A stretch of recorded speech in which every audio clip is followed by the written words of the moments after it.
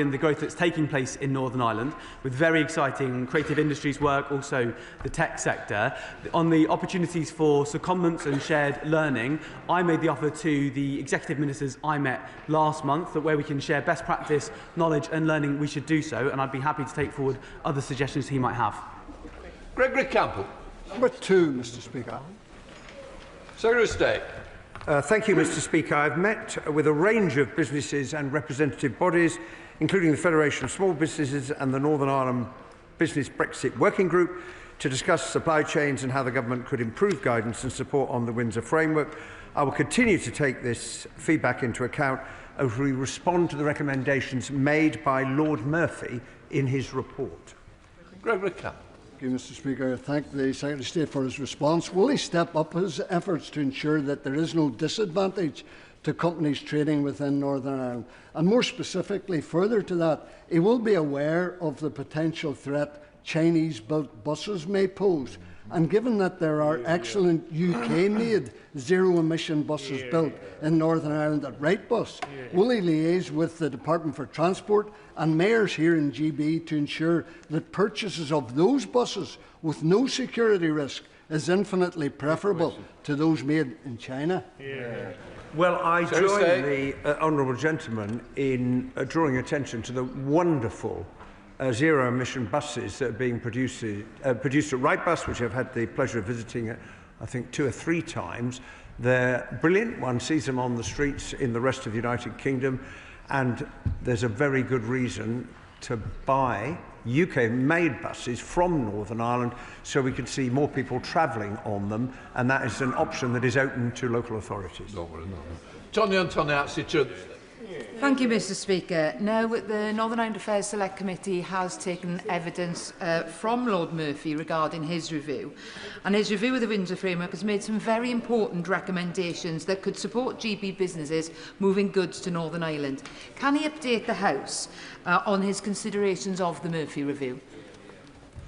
Well, I am continuing, Mr Speaker, to give careful consideration both to what Lord Murphy has said, the Independent Monitoring Panel, the FSB, and other recommendations. There's a lot of similarity in the points that are made about steps the government could take to provide better, easier to access guidance for businesses to enable them to move goods from Great Britain to Northern Ireland, and we will set that all out when we formally respond to his review, which we must do early next year.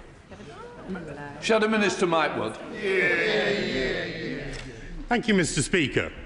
Article 16 of the Northern Ireland Protocol says that where we experience diversion of trade, then we may take unilateral action.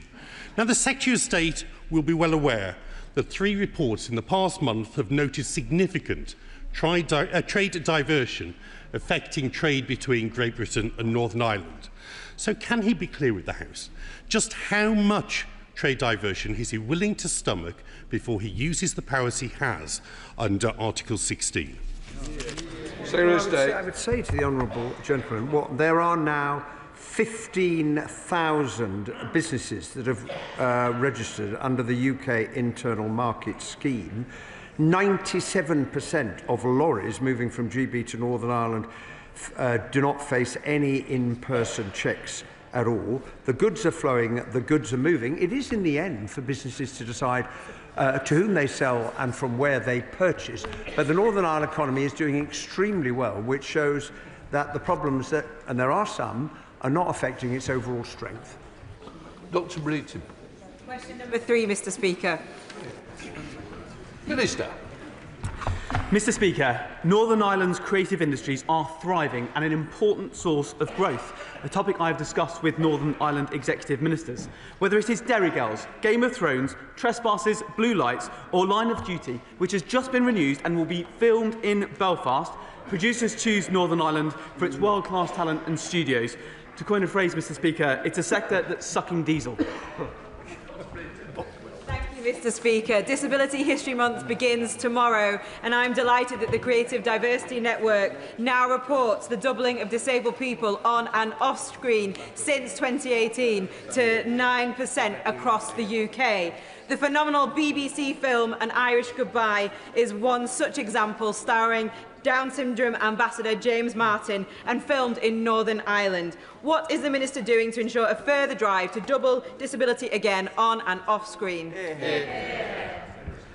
My honourable friend speaks with enormous experience and I know wrote an impactful report employing the changemakers. I agree that expanding opportunities for disabled people to take part in creative industries is important. As my right honourable friend, the Secretary of State for Culture, Media and Sport often says, talent exists everywhere, but opportunity does not. That is why I'm pleased with that the Creative Industries New Entrances programme, delivered in partnership between Screen NI, the BBC and the Northern Ireland Executive, is working to broaden access for disabled actors. Jim Shannon. Mr. Speaker, can I thank the Minister for that answer and also thank him for his energy and interest in Northern Ireland. We hope to have him in Strangford shortly for a visit. Between 2019 and 2022 there was an increase in economic value by 19% for the Northern Ireland film sector. There is potential for much more. The beautiful Ards Peninsula where I live in, not because it's beautiful because I live there, it's beautiful before I ever lived there, and in my constituency of Strangford, there is potential for much more. How does the Northern Ireland Office and the Minister intend to further work with Film NI to promote the high quality and the lower costs that Northern Ireland have? We have lots to offer. Let's take advantage of it. Shannon, the movie, I think. Come on with this. If you're directing it, Mr. Speaker, I look forward to my visit to Strangford. I don't see enough of the honourable member in this House. The creative industries in Northern Ireland are booming, as he says, and they're backed all of the way by this government. We have a modern industrial strategy, a 10-year plan to back our strengths and unlock potential. The government has committed to increasing investment in creative industries to £31 billion by 2035. Sam Russell. Before, Mr. Speaker. Secretary of State. With permission, Mr. Speaker, I will answer questions 4 and 6 together. The 2023 Legacy Act was rejected by all the major Northern Ireland political parties, as well as by our domestic courts, victims and survivors, and by many veterans who saw it as an affront to the rule of law that they sought to protect. The government took a significant step in fulfilling our commitment to repeal and replace the Act by introducing the Troubles Bill, which received its second reading yesterday. Thank you, Mr. Speaker. I'm proud to represent a community with a lot of veterans, many of whom served in Northern Ireland. Can the Secretary of State tell me who is he engaging with to make sure that the protections for our veterans in the Legacy Act are as strong and effective as possible? Well, those protections have been drawn up following extensive consultation with veterans' organisations, and I gave the House a commitment yesterday evening that I will continue to talk to veterans, to the Royal British Legion and to the Veterans Commissions and others to make sure we get these right. Sir Hall. Thank you, Mr. Speaker. My constituents Colin and Wendy Parry, whose 12-year-old son Tim, along with 3-year-old Jonathan Ball, were murdered in the 1993 Warrington bombing, and they've waited over 30 years for justice. Will the Secretary of State ensure that the government acts on the extracts of the Shawcross report and the 2018 Northern Ireland APPG recommendations and work across government to deliver justice for Libyan-sponsored IRA terrorism? And will he meet with me to discuss these matters? Secretary of State. Well, the whole House would once again want to express its sympathy to all the families affected by that terrible bombing. The government and predecessor governments have raised this issue with the Libyan authorities. It is a difficult process engaging with them. There are complications to do with the way in which their assets are held.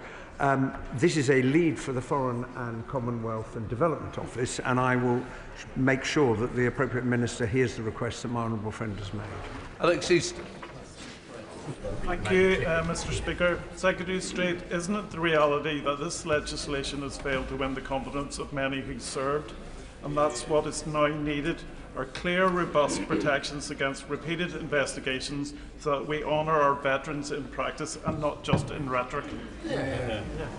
Well, I say to the honourable gentleman, those protections, including against repeated investigations, are clearly set out in the bill that the House gave a second reading to yesterday, and I hope that as people come to understand that they're there and how they work, they will offer the reassurance that he is looking for.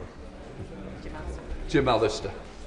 Yesterday in the second reading, the Secretary of State gave an undertaking that he would not appoint any paramilitaries to the Victims and Survivors group.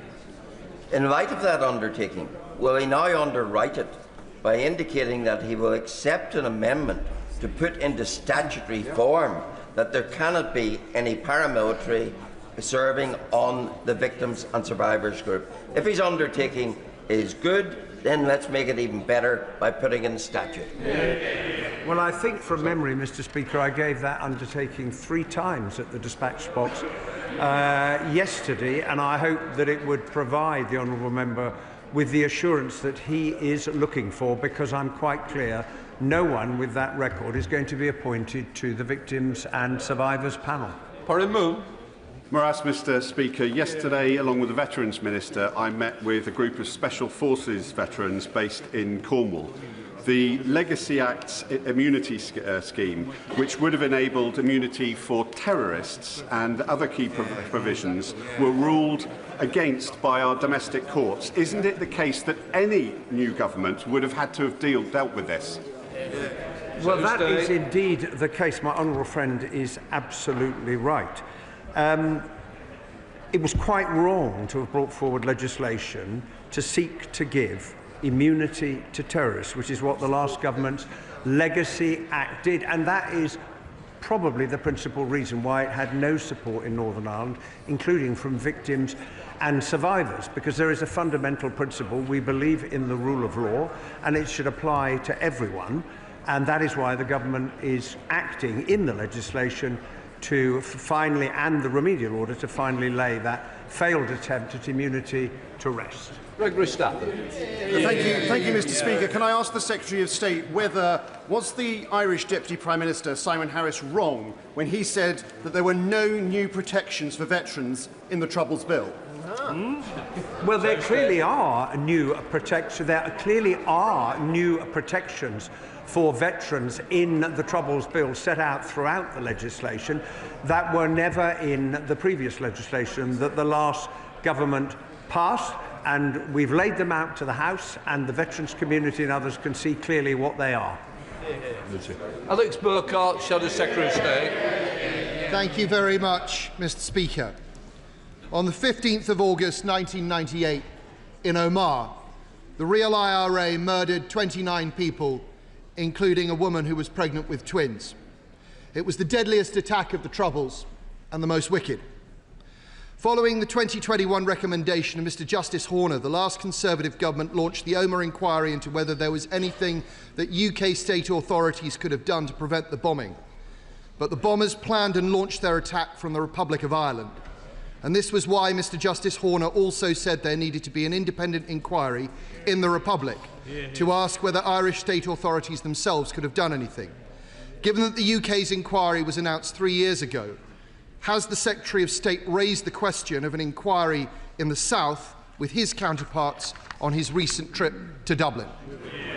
Well, I have in my conversations with the Irish government raised that question. It is, of course, for the Irish government to decide whether they wish to hold a public inquiry, but as the honourable gentleman will be well aware, the Irish government has committed to cooperate fully with the inquiry the last government established, both through the Memorandum of Understanding on the provision of information and the commitment they have made to legislate to allow witnesses to give evidence to it. Now, look, I thank the Secretary of State for his answer, and I am aware that the Republic is sharing information with our inquiry. But the Secretary of State will be aware that the Omagh inquiry is only capable of answering questions about what UK state authorities did and did not do. But 4 years ago, Mr. Justice Horner said that there needed to be a parallel inquiry in the South. The victims and families recognise it. Does the Secretary of State recognise it? Well, I recognise both what the judge said in his judgment 4 years ago, and And I strongly support what the last government did to establish a public inquiry. But it is a matter for the Irish government to make that decision. But I hope that with the cooperation, unprecedented cooperation, that the Irish government has undertaken to give to the inquiry, it will provide absolutely vital information for the inquiry to get to the bottom of what happened. Paul Cole, the Liberal Democrat spokesperson. Thank you, Mr. Speaker. As I hope the Secretary of State knows, my party and I are hugely supportive of his efforts to move beyond the Tories' failed Legacy Act, provided the legitimate concerns of our veterans are fully met. Can the Secretary of State detail specifically, either now or in writing later, with which veteran groups he has consulted on the wording of the bill and which ones have currently expressed acceptance of the bill as currently drafted? Well, I will very gladly, if I may, write to the honourable gentleman to set out the veterans' organisations that the government, myself, the Defence Secretary and the Armed Forces Minister have engaged in drawing up those protections, and I've already indicated to the House the groups we will continue to talk to as we take that work forward. Matt Tobin. Question number 5, please, Mr. Speaker. The government's new partnership with the EU aims to deliver a broad range of economic benefits for Northern Ireland, including smoothing flows of trade, protecting the UK's internal market, reducing costs for businesses and benefiting firms who move agri-food and plants from Great Britain to Northern Ireland. Matt Tobin.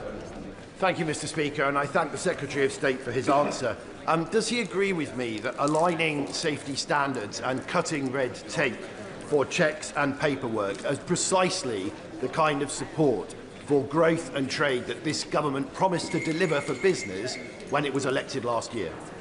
Well, I do agree with my honourable friend on that, and that is why the partnership agreement reached with the EU back in May was so widely welcomed in Northern Ireland, particularly by those in the agri-food sector, because as we take that forward and turn it into a full SPS agreement, it will bring enormous benefits to firms that are moving those products across the Irish Sea from Great Britain to Northern Ireland. Robin Swan. Which, Mr. Speaker, come the 1st of January, veterinary medicines in Northern Ireland will be reduced by 40% according to the current suppliers over there. What steps is the government taking to ensure the supply of veterinary medicines into Northern Ireland, which ensure animal health, but also have a link into human health as well? Well, as the honourable gentleman will be aware, we've had the Veterinary Medicines Working Group. We've been working very closely with the industry. We have set out 2 schemes, the Veterinary Medicines Health Situation Scheme and the Veterinary Medicines Internal Market Scheme, drawing on the cascade, and we are confident that that will ensure the continued supply of veterinary medicines from the 1st of January to vets and farmers and others who need them. Joe White. Question number 7, Mr. Speaker. The Northern Ireland Troubles Bill will retain Part 4 of the 2023 Legacy Act, which includes provisions for memorialisation. I would welcome views and suggestions on how to take this forward, including on whether any new memorials should be established. Joe White. On the 5th of April 1979, an IRA sniper fired an armoured vehicle as it entered Anderstown RUC station, killing Blues Royal Serviceman Anthony Dykes. My constituent, whose mother, Kathleen, now aged 94, has never let his memory go. She told me her son is a forgotten soldier. There are monuments for soldiers killed in Afghanistan and Iraq, but nothing for those who served in Northern Ireland. Kathleen is now very frail. I am her voice today, asking government to commit to a national memorial. Well, first of all, could I express on behalf of the whole House our condolences to her on the loss of her son all those years ago.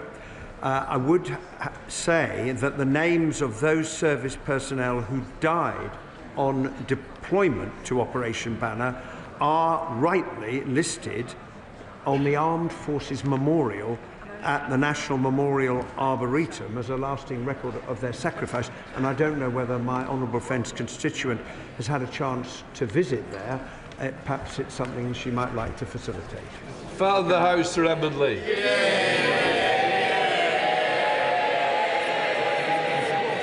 Many thousands of our brave troops served in Northern Ireland, and many gave their lives for peace and for our country. Does the Secretary of State agree with me that they deserve a permanent memorial, not some of them to be prosecuted? Yeah. Well, as I indicated in answer to the earlier question, there is that memorial already at the National Memorial Arboretum. There are other places in which the service and sacrifice of those who served the state is recorded, including the RUC Memorial Garden that I've had the opportunity to visit, and it was an extremely moving occasion as one looks at all of the names and remembers the huge sacrifice that all of those people made in defence of freedom in Northern Ireland. Before I come to Prime Minister's questions, may I extend a warm welcome to the President of the National Council of Slovak Republic and his delegation, who are with us in the gallery today. And may I also welcome the new Chief Minister of St Helena. We now come to questions to Prime Minister Kit Malthouse. Number one. Prime Minister. Mr. Speaker, let me start by congratulating Scotland on their magnificent victory last night, qualifying for the World Cup for the first time since 1998. I didn't realise you were all Scottish MPs, Prime Minister. Mr. Speaker, they qualified with fantastic goals, including a cracker from former Arsenal player Kieran Tierney, who was always a great favourite with the fans. Mr. Speaker, my thoughts are with the communities across the country affected by severe flooding, particularly in Monmouthshire. I've been liaising with the First Minister of Wales and want to thank all our emergency services for their response. Mr. Speaker, my thoughts are also with the family and loved one of Royal Fleet Auxiliary member James Elliott, who has sadly been lost. I know the contribution that personnel of the Royal Fleet Auxiliary make and the risks that they take in the line of duty. My thoughts, and I'm sure the thoughts of the whole House, are with those who knew him at this tragic and difficult time for them. Mr. Speaker, last Thursday I visited Anglesey to announce the construction of the country's first small modular reactor. That's the biggest investment in North Wales in a generation, creating more than 6,000 jobs. On Monday, we introduced the largest overhaul of the asylum policy in modern times, restoring control, fairness and creating safe and legal routes. And today I'm pleased to announce that inflation is coming down. There's more to do, but it's an important step. Mr. Speaker, this morning I had meetings with ministerial colleagues and others. In addition to my duties in this House, I shall have further such meetings later today. Mr. Speaker, many of us are becoming concerned that technical or procedural manoeuvres outside of this House may be used to prevent Parliament reaching a decision on the terminally ill adults bill.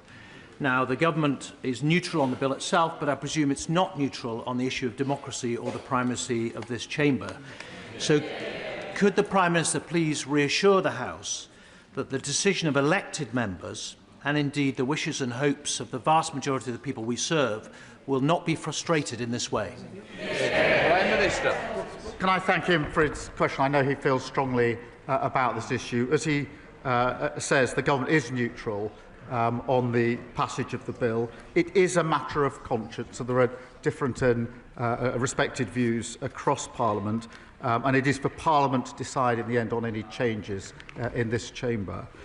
Scrutiny of the bill in the Lords is a matter for the Lords, but the government does have a responsibility to make sure that any legislation which passes through Parliament is workable, is effective and of course enforceable.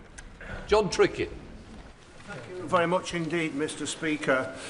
And the party opposite in government said that they would level up the country, but in fact they left the country divided. Half austerity, deindustrialisation, stagnant wages, all took the heart, ripped the heart out of mining communities like the ones I represent. Everywhere you can see the legacy which the party opposite left. And how can it be right that the hard-working, loyal people in my constituency earn £400 a week or £20,000 a year less than people who live in Kensington? So will the Prime Minister now declare that it is the government's moral purpose to eliminate economic injustice, starting with the budget next week, announcing massive investment in the north and wherever else poverty and low pay raising its head? Well, can I thank you for raising this important issue, because they laugh, but working people paid a very heavy price for 14 years of economic failure. Austerity damaged the economy and decimated public services. A botched Brexit deal stifled growth, and the reckless borrowing on the mini-budget saw mortgages and the cost of living soar. He's right to raise this issue. We're determined to tackle inequality. He'll be pleased to know that under this government wages are up, but we need to do more. We've had a pay increase for the 3.5 million lowest paid, and the Chancellor will deliver a budget based on Labour values. Kevin Bainbridge, Leader of the Opposition. Thank you, Mr. Speaker. And can I associate our side of the House with the remarks the Prime Minister made about James Elliott? Can the Prime Minister tell us why his government is the first government in history to float increasing income tax rates only to then U-turn on it all after the actual budget? Prime Minister. I'll inform you the budget's actually next week rather than after the budget. We've only got 1 week to go. But I can tell her it'll be a Labour budget, Mr. Speaker, with Labour values. That means we will concentrate on cutting NHS waiting lists, cutting debt and cutting the cost of living. And because of the decisions we've already made, inflation is down this morning. The Bank of England have upgraded growth. We've got a record £230 billion of investment into this country under this government. Mr. Speaker, he says the budget is next week, but we read all about it in the papers. This is the first budget to unravel before it's even been delivered. The Chancellor's cluelessness, I'm afraid, is damaging the economy now. The Prime Minister needs to end this shambles. So can he confirm today that he won't break another promise by freezing income tax thresholds? Mr. Speaker, the budget is 1 week today and we will lay out our plans. But what we won't do, Mr. Speaker, I've said what we will do in terms of protecting the NHS and public services. What we won't do is inflict austerity on the country as they did. It's caused huge harm.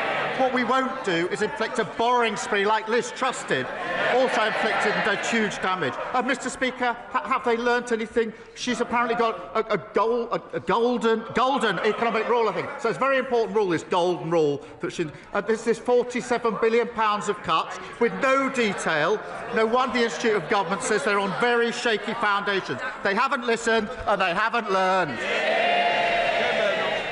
Mr. Speaker, it is quite clear that they are going to freeze thresholds. We didn't get a clear answer from them, but this is really important.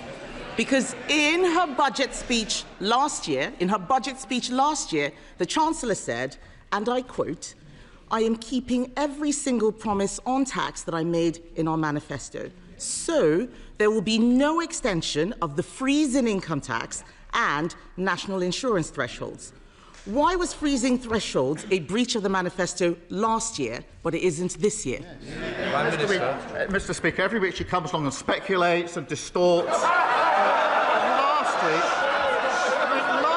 year, Mr. Speaker, last year they predicted recession. And what did we get? The fastest growing economy in the G7 in the first half of the year. They opposed NHS investment, and what do we get? 5 million extra appointments in the first year of a Labour government. They tried growing the economy with millions on NHS waiting lists, with our schools crumbling and holes in our road. It didn't work. What do they want to do now? Go back to the same failed experiment. Mr. Speaker, he talks about speculation. The only people who've been speculating are his government every single day for the last 3 months. And he mentioned inflation in his last answer. Inflation has nearly doubled since they came into office. He wants a round of applause because it's come down a little bit. I will remind him that food inflation is up 4.9%. That is making life miserable for all of those people out there. But let's go back to thresholds because this is important. When the Chancellor made that promise to unfreeze the thresholds, it wasn't an off-the-cuff comment. She said it on the floor of this House in her budget speech. That was a deliberate statement of government policy. So if she breaks such a clear promise, how can the public trust a word that she says next week? Mr. Speaker, she talks about inflation. It went to 11% on that. 11%. And the country is still paying the price. Inflation is down this morning, wages are up, and we've had 5 interest rate cuts, and that's because our fiscal rules are ironclad. And the Leader of the Opposition and the party opposite have no credibility on the economy. She was Treasury Minister during the worst decline in living standards on record. And she said that Liz Truss got the mini-budget 100% right. Not much room for flexibility there. 100%, that's pretty full marks, Mr. Speaker. She might want to tell us if that's still her position, 100% right for Liz Truss. Mr. Speaker, I was Treasury Minister at the height of the pandemic. We cleaned up that mess. Maybe he could clean up some of his own mess. And I'm going to repeat what the Chancellor said, because it's quite clear that the whole front bench has forgotten. She said, I have come to the conclusion that extending the threshold freeze would hurt working people. It would take more money out of their pay slips, and yet that's what they're planning to do next week. And all of this speculation is having real-world consequences. Just this morning, the UK chair of ExxonMobil said, and I quote, the government needs to understand that the whole industrial base of the UK is at risk unless they wake up and realise the damage their economic policies are doing. Mr. Speaker, can the Prime Minister tell us, is the loss of UK industry the price the country has to pay for having a clueless Chancellor? Mr. Speaker, let me just say about ExxonMobil, it is a difficult time for the workforce there, and we must focus on supporting them. We've been meeting the company for over 6 months and explored every possible reasonable avenue.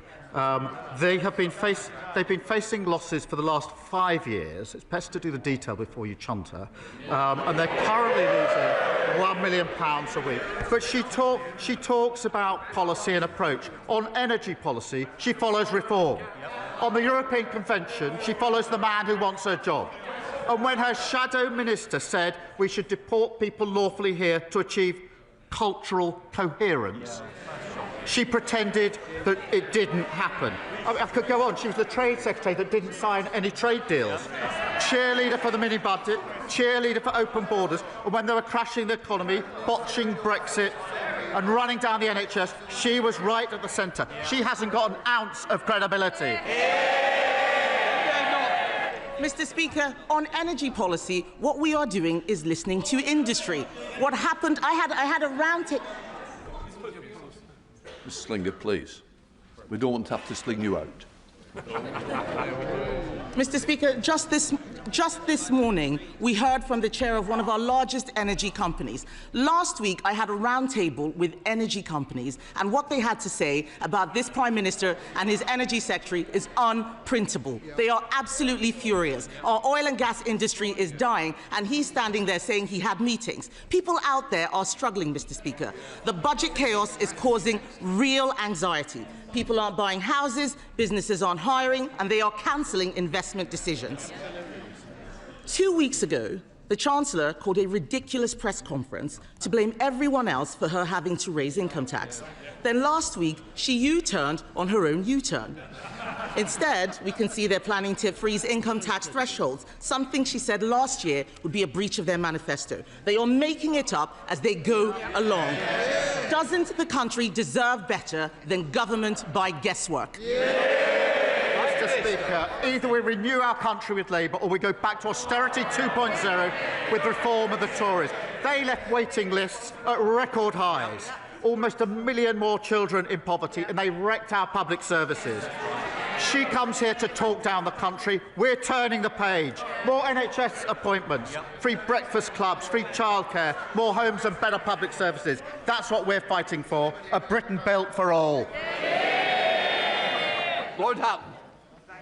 Mr. Speaker, standing in the heart of Weymouth, the Rectory is an iconic building. Formerly a theatre, once a bustling cinema and then a popular pub as well. And yet for more than a decade this building has stood empty. We want to turn this building into a thriving centre for arts and culture, hosting exhibitions and celebrating everything that makes Weymouth unique. So will the Prime Minister work with me and all the key players on the ground to revitalise the Rectory and reopen this fantastic building for our town? Prime Minister. Well, my honourable friend is a brilliant champion for South Dorset, and he's right to champion revitalising our high streets. The Minister for Heritage would be delighted to discuss how we can get this iconic building reopened as he wants. I'm pleased that Weymouth secured £20 million in Pride in Place funding, giving his community the power and resources to make a real difference to people's lives. Sir David, Leader of the Liberal Democrats. Thank you, Mr. Speaker. Can I associate myself with the Prime Minister's opening remarks? And can I also join with him in congratulating Scotland on their amazing win against Denmark and wish them well in the World Cup? And can I also say I hope Wales soon qualifies to join England and Scotland? But Mr. Speaker, every year there are more than 300 suicides related to problem gambling. It affects hundreds of thousands of families, tearing them apart. Meanwhile, online gambling firms are taking in record revenues of over £7 billion a year. Now, ITV News are reporting that one of them, Sky Bet, is moving its headquarters to Malta so it can save tens of millions of pounds in corporation tax. Does the Prime Minister agree with me that it's time that we tax them on their UK profits so these online gambling firms don't escape wherever they are registered for tax? Prime Minister. Well, can I join him on wishing Wales well and Northern Ireland? I'd like to see all 4 nations in the finals. But look, he raises the really important issue of suicide, and it's Men's Health Day, and it is really important. And I think the whole House would want to work together on anything that can prevent suicide. I think if all of us think about individuals we may know who lost their lives through suicide, it's something that touches almost every one of us and all of our families as well. We will, of course, look at the link between suicide and gambling and take whatever measures we can to reduce suicide. It's a very important issue. Sir David. For his reply, and we look forward to the government coming forward with action on that. On another domestic matter, Mr. Speaker, next to the River Cherwell in Oxfordshire, a field is now covered in an enormous mound of rubbish, 150 metres long and up to 12 metres high. The water is now lapping against the waste and carrying it into the river. It's just one of many sites, Mr. Speaker, where organised criminal gangs are illegally dumping their waste onto our countryside and getting away with it. This is a shocking environmental emergency. So will he instruct the Environment Agency to clean it up now? Firstly, these are utterly appalling scenes. Utterly appalling. A criminal investigation, as he knows, is underway, and specialist officers are tracking down those responsible. The Environmental Agency, in answer to his question, will use all available powers to make sure that the perpetrators cover the cost of the clean-up, which must now follow. We have boosted the Environment Agency's budget for tackling waste crime by 50%, given councils new powers to seize and crush fly tippers' vehicles, and lawbreakers can now face up to 5 years in jail. Dominigo. Thank you, Mr. Speaker. Immigration is the #1 issue on doorsteps of Bristol North East. Most people will ask me about it. They want a firm, but also a fair approach, but have been let down over many years. Controlling our borders and knowing who comes is essential, not least to integration. Mr. Speaker, what can the Prime Minister say to my constituents in Bristol North East that will give them assurance that the reforms that the Prime Minister and the Home Secretary are proposing, which I support, will be firm, but will also be fair. Prime Minister. I'm proud, Mr. Speaker, to lead an open, tolerant, generous country. To maintain that principle, we must restore order and control, fix the utterly broken system left by the party opposite, and end the division that others seek to exploit. That does include creating safe and legal routes, recognising those who contribute, integrate and strengthen our society, while at the same time reducing illegal arrivals and removing those with no right to be here. That is a fair, progressive system that meets modern challenges. Jim Ellison. Mr. Speaker, the governments of France, Germany and the United States have all extracted from Libya compensation for their citizens who were affected by Gaddafi-led terrorism across the world.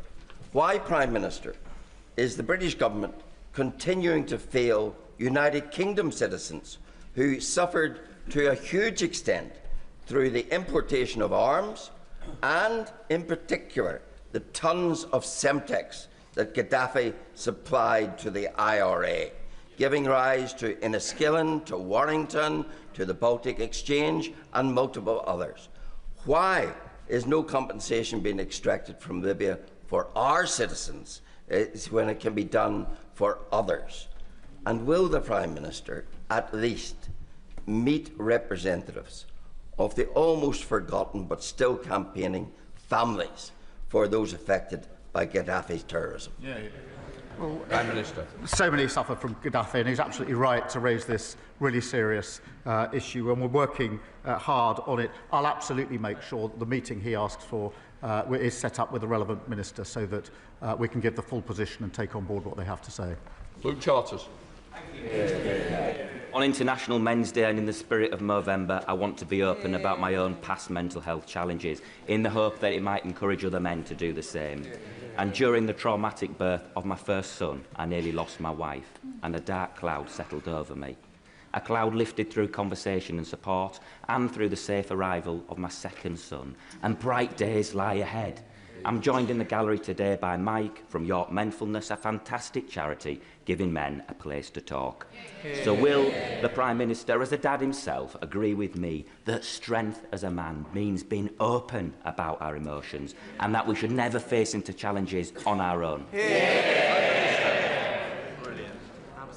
Can I thank him for his honesty? It's never easy to stand up and say what he's just said. And I hope he understands just how important that is for others who will be suffering, who will be inspired to be able to talk openly about their experiences and, importantly, get the help that they need. I'm really proud to publish the first ever men's health strategy today to tackle challenges that disproportionately affect men, including certain cancers and suicide, which is tragically the biggest killer of those men under 50. So we will invest millions in helping more men access mental health support, better care for former minors, and rolling out at-home blood tests to tackle prostate cancer. But I do thank him for speaking out. I think it's so important, it's so brave. It's been done across the House. This isn't a party political issue, but it's always very powerful when it's done, and it's a model for all of us. Thank you, Mr. Speaker. Given the government's desire to improve educational outcomes and the well-being of our children, it is ignoring the elephant in the room. This morning I hosted a really powerful round table with 3 secondary head teachers who spoke about the transformational effect that a complete ban on smartphones in their schools had had. Improved behaviour, increased focus, far fewer safeguarding issues, and most importantly, happier children. But for them it has been really hard won, and it's sunk a huge amount of time. So will the Prime Minister tell me and the thousands of head teachers out there who are crying out for this change why his government won't back them with a ban on smartphones in schools? Prime Minister. I thank her for a question. It's a really important question. I've got teenage children in secondary school, and I know it's an issue of concern to parents and teachers. The reality of the statistics are that the vast majority of schools already ban smartphones at school. They allow children to bring their phones to schools, but they ban them in school time in lessons. Of course, we will always keep this under review. We've got to take steps that will be effective. I agree with the sentiment of what she's putting to me. We need to deal with it effectively. Andrew Peggs. Thank you, Mr. Speaker. One of the worst legacies of the last Conservative government was the collapse in apprenticeships for young people in places such as Peterborough, shutting a generation out of opportunity. Mr. Speaker, my city is determined to turn that around, with places like Peterborough College, like many of our colleges, leading the charge. Whilst I welcome the government's reform, I still speak to too many young people who can't access the training they need to rebuild Britain. Will the Prime Minister set out what more we can do together to ensure Peterborough's young people get the good jobs and apprenticeships they deserve? Prime Minister. Well, I thank him. His dedicated campaign means Peterborough has one of the first youth guarantee pilots in the country. Mr. Speaker, we inherited an awful situation where almost 1 million young people were not earning or learning. We refuse to accept that. That's why we're delivering the new youth guarantee, investing a record £3 billion into apprenticeships and increasing the national minimum wage for 16 to 20-year-olds. The Reform and the Tories say the minimum wage is too high. They're totally wrong. We're going to focus on every young person to give them the chance to succeed. Anderson. Thank you, Mr. Speaker. Whilst the Labour front bench continue to peddle their own form of dog whistle politics, Reform UK...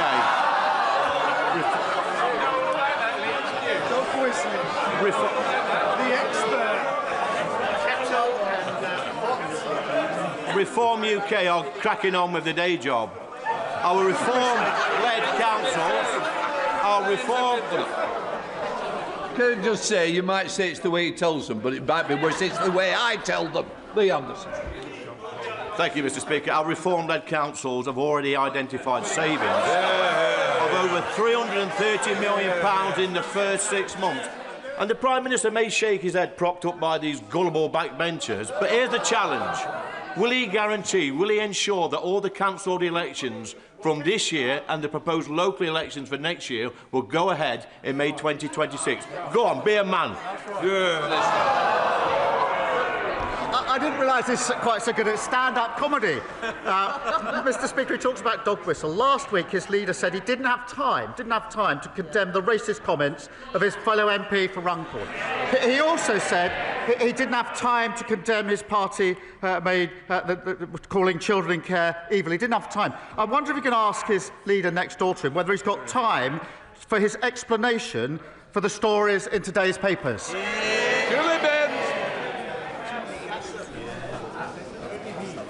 Mr. Speaker, over the summer, large quantities of illegal cigarettes were seized in shops in my Carlisle constituency. However, many of those shops were reopened the very next day. Does the Prime Minister agree with me that we have to make it easier for these shops to be closed down permanently so we put out of business forever these criminal networks? Prime Minister. Can I thank her for raising this? Because there's been a surge in response to illegal shops selling products they shouldn't be selling and not paying their taxes. It's very important. Raids in October, Mr. Speaker, saw over 900 arrests, almost £11 million of criminal profits were seized, and almost £3 million of illegal gear was destroyed. We need to go further to protect our high streets. That's why we're giving councils powers to prevent certain shops from even opening, supporting them to deal with unwanted shops, and through the tobacco and vapes bill, cracking down on rogue retailers who break the law. Josh Bumberley. Thank you, Mr. Speaker. Eastbourne resident Pam was given a cheque for £125,000 by her terminally ill partner, which she went on to cash in. But an error by the bank, Barclays, meant that only £125 was deposited. Barclays admitted the error and then said that they will compensate her for £250 for the inconvenience caused. What?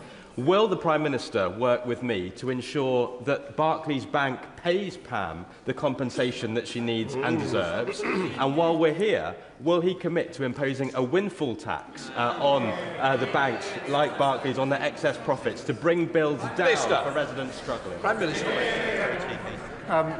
The case of his constituent Pam is staggeringly bad, absolutely terrible. If he could provide me with the full details of it, I will make sure that the government joins him in doing whatever we can in relation to his constituent. And before I sit down, may I take a moment to send my warmest congratulations to the honourable member on getting engaged, I think, on Thursday. The proposal, I think, was right here in Parliament. You never know what you might find in this dispatch box. But on behalf of my party, and actually I'm sure the whole House, can I wish him and Connor a lifetime of happiness. Connor Naismith. Thank you, Mr. Speaker. Crewe Railway Station is the gateway to the north and indeed the shop window for my constituency, with an average annual footfall of 4.5 million people. I am working with Cheshire East Council on ambitious plans for Crewe 360 to deliver much needed investment into the station and into the land around the station, and we want to adopt the Railway Industry Association's Station Investment Zone proposals, which could deliver much needed improvements in transport, housing, regeneration and economic growth. Does the Prime Minister agree with me that Crewe would make a perfect pilot for these proposals? And will he agree to work with me to bring government departments around the table so that we can make these plans a reality? Minister. Well, I thank him for his question. Because of our actions, Mr. Speaker, house building near stations like Crewe will now be a default yes. That means tens of thousands of homes delivered far sooner for families with great transport links as standard. I'll make sure that he meets the relevant ministers to drive forward growth. Every step we've taken to deliver more homes has been opposed by the parties opposite. They're the blockers, Labour are the builders. James McMurdo. Thank you, Mr. Speaker. Mr. Speaker, it is an open secret that the gig economy is a magnet for organised crime and illegal workers. As Christmas approaches and demand increases, so do the associated risks. Will the Prime Minister please explain why enforcement in this area is so low and what he will do to restore order? Well, we're delivering a record crackdown on illegal working in the gig economy, expanding the right to work and facial recognition checks, which are really important. We're also introducing a new criminal offence of trespassing with intent to commit a crime through the Place and Criming Bill. Mr. Coteau.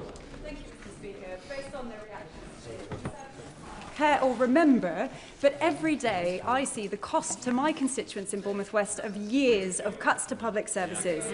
Youth services gone, neighbourhood policing decimated, no NHS dentist appointments. So can the Prime Minister confirm there will be no return to austerity under this Labour government? I certainly can. But the austerity that they imposed on the country destroyed our public services, and we're still paying the price. We'll be cutting waiting lists, cutting the debt and cutting the cost of living. Fair choices to secure Britain's future, not a return to the failure of the party opposite. Jack Rankin. Thank you, Mr. Speaker. The Prime Minister has expressed sincere regret for appointing David Colgan to the Independent Football Regulator. Will he now put on record the full amount Mr. Colgan has donated to his leadership campaign and his party, any hospitality he's received, and whether he declared these interests before appointing him?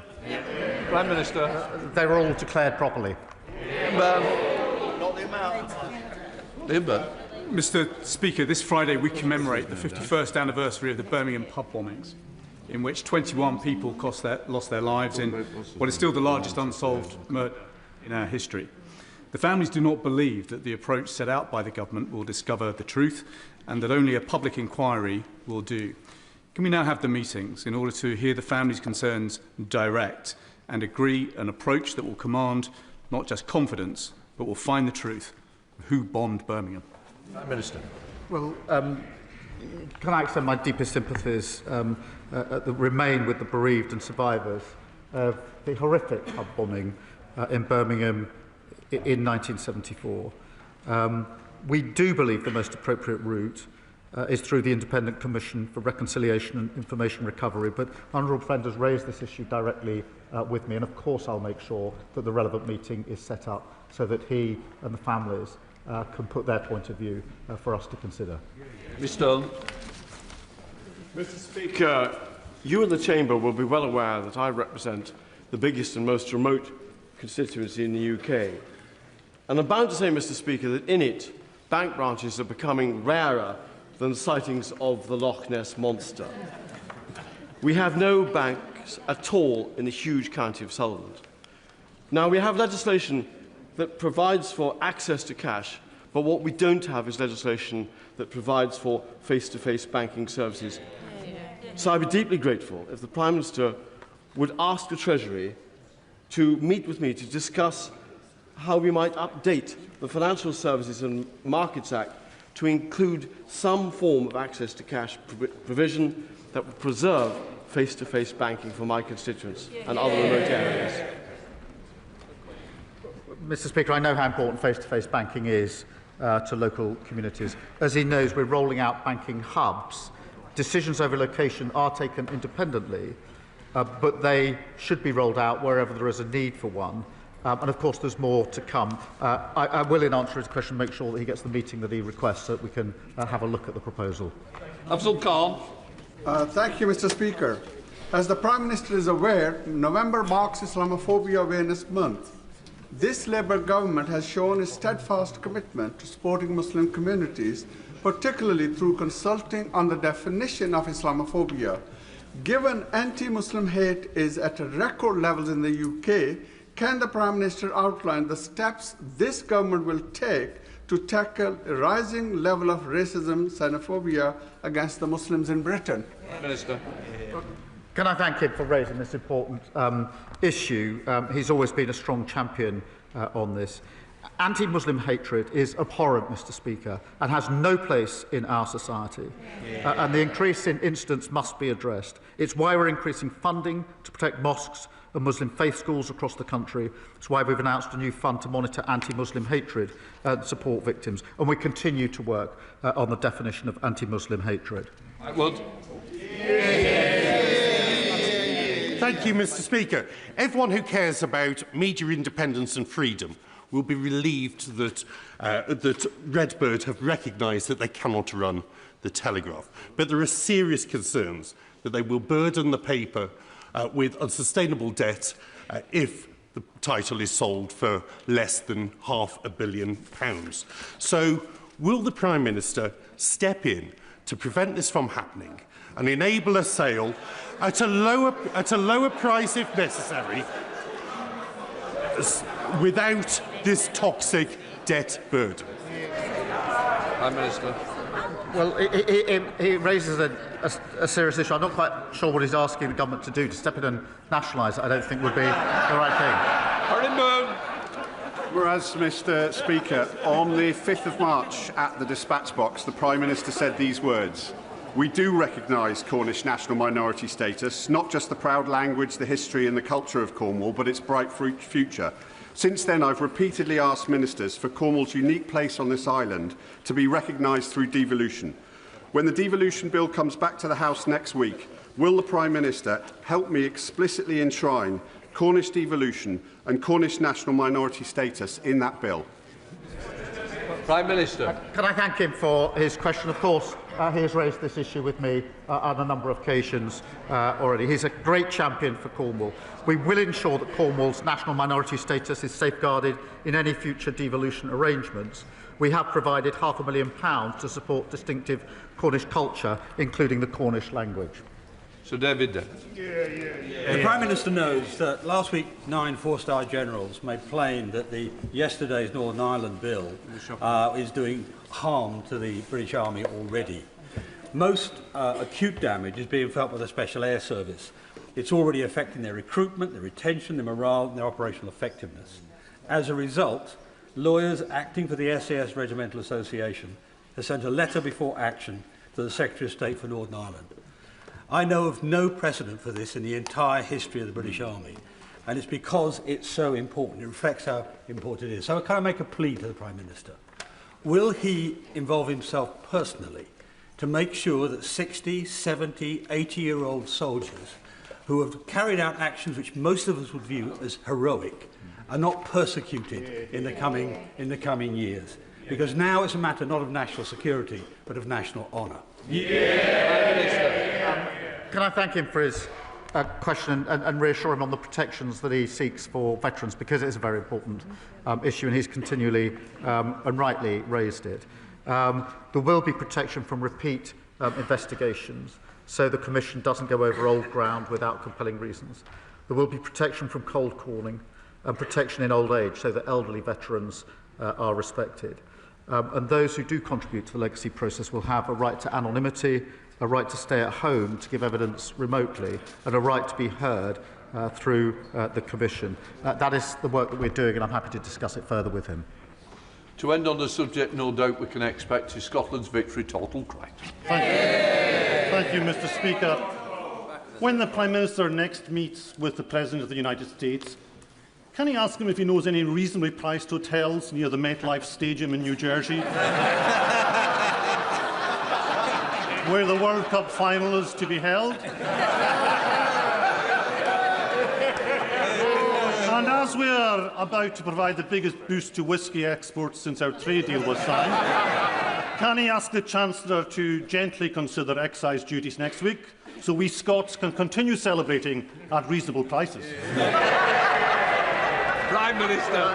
I thank him for his question. On the question of whisky, it is important that we do everything we can to support whisky. I'm really pleased with the progress we're making with the United States and, of course, with India as well under the trade deal. I'll continue to discuss what more we can do with him. That completes Prime Minister's questions.